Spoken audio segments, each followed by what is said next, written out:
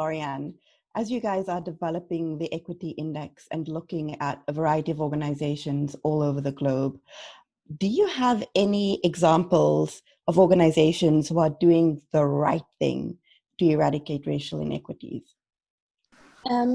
So just to clarify, we are not looking all over the globe. So we are starting with what we know best, which is the UK, which is where we are based and operate in the context in which we know best.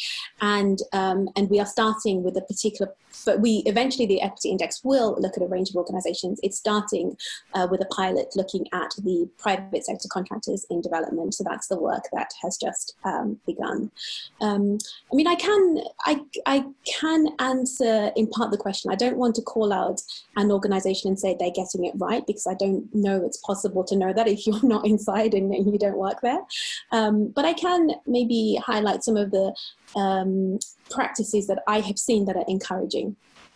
And so one of them, and this perspective is very much a European, maybe it applies to the US, but one of them is banning all white shortlists. And that's about recognizing the potential for bias. It was based on an organization that recognized that not enough Black and minority ethnic people were coming through, and said, what can we do? And they took the decision to ban all white panels. And they said that if we cannot make a sufficiently diverse panel internally, we'll bring that expertise in externally. So that's one example. Another is even before the equity index, an organization that I talked to recently who said that they are developing their own indicators of racial equity and their own benchmarks, and they're starting at right now to come together and to say, where do we want to get to, and to create their own baselines, which is very encouraging, right, for development organizations that are not creating baselines for other people, but creating baselines and indicators for their own behaviors, for their own practices.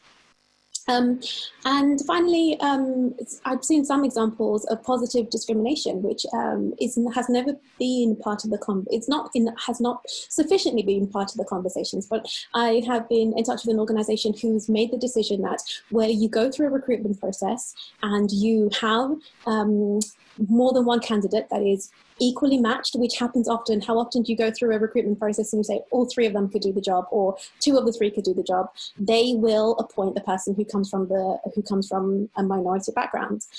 So those are the sorts of initiatives that I think are encouraging.